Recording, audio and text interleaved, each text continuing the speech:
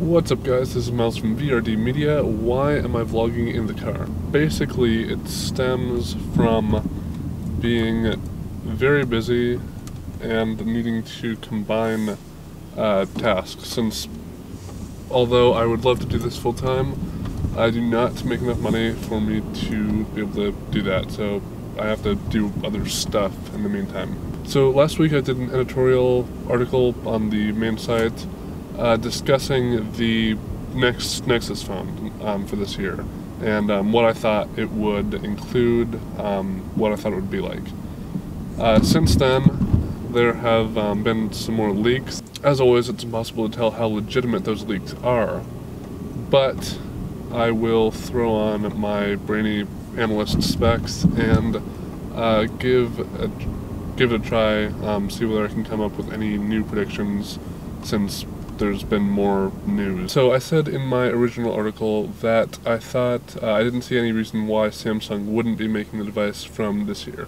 And now that I've gotten a chance to think about that, I realized that it was, while not completely necessarily wrong, a bit of a stupid statement to make. So why is that? People seem to think that since Samsung has made the last two phones, that they are somehow the Nexus phone maker for everything now, and I don't see why that's true.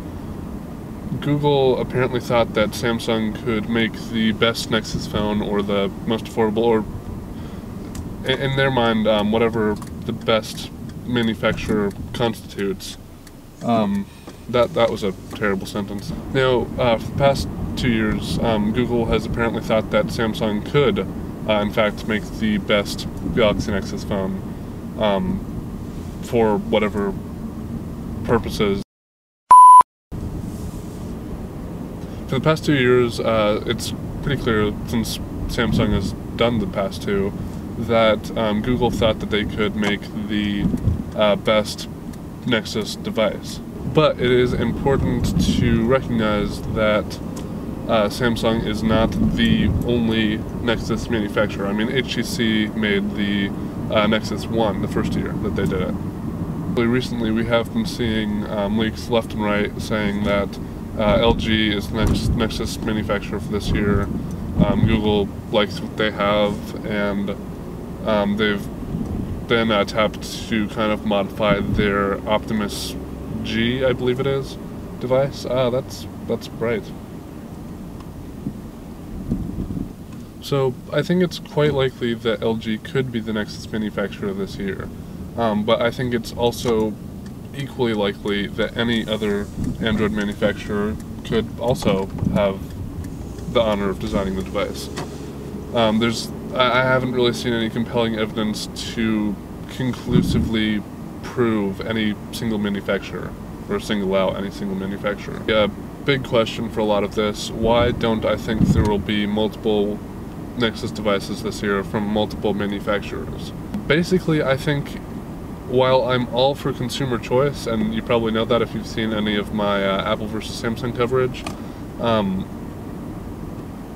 I think multiple Nexus phones in a single release period kind of shows a lack of focus on Google's part, because the Nexus phone is it's the epitome of what Google thinks Android should be like, what they want the experience to feel like when you use it. And even if you come up with a list of characteristics that the Nexus device has to have in order to be a Nexus certified device, it still shows kind of that they don't have a ironclad vision for what they think Android should be like, the perfect Android experience. So lastly, what are the top 3 things that I want to see in the Nexus this year? And I really hope I actually have 3. Think I do, not quite sure, we'll see.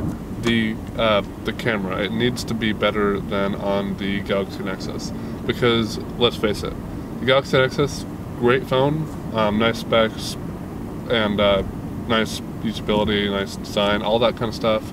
Camera, it sucked.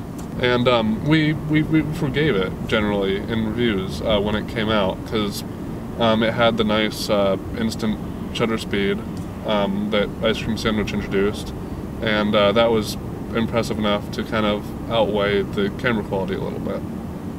And so it kind of got a free pass when it was first released on that. But then HTC came around a few months later with the 1X and the 1S and all the 1 series, as well as the spin-offs on other networks like the Evo 4G LTE, which I have, which is great. They showed that instant shutter speed does not equate to terrible camera quality. So if they don't want to be ripped apart in reviews, I think I said something about unleashing my journalistic rage at them. They need to have a good camera on the next Nexus device. Going off of the better camera, it needs a better, Android in general really, needs a better stock camera app, because again, Ice Cream Sandwich introduced a really nice looking, really pretty functional camera app, and I loved it until since 4.0 came around in the HTC One series with their absolutely fantastic camera app. It just blows everything else that I've seen out of the water completely. It has speed, it has simplicity while not being simplistic, and it has immense functionality. And stock Android's camera app just cannot match that right now. And if you have a good camera but a bad camera app, that's not going to really do you much good. You need both. Say what you will about how vibrant colors are on AMOLED and Super AMOLED displays. The fact is, it is an inferior technology in really everything but contrast ratio to Super LCD IPS displays. Super LCD, as seen on the 1X and the Evo 4G LTE, it has much more accurate colors while still being a nicely vibrant display, but there can be vibrancy without totally distorted, incorrect colors. So it has color accuracy, it has nice pixel density, it's basically a retina display. It has superb viewing angles, thank you IPS. So those are my 3 things that I'd like to see in the Nexus. It goes without speaking that we'll see hardware upgrades, quite possibly quad-core, maybe 2 gigs of RAM, I'm not sure. I'm not completely sold that we need that in Android yet, but whatever, future-proofing it. And depending on which rumors turn out to be correct, we can be seeing the Nexus device announcement really anytime from when I upload this video to sometime in November or December. All Nexus devices apart from the Nexus One, which was released in very early January, have been released in the 4th quarter, which we now are in.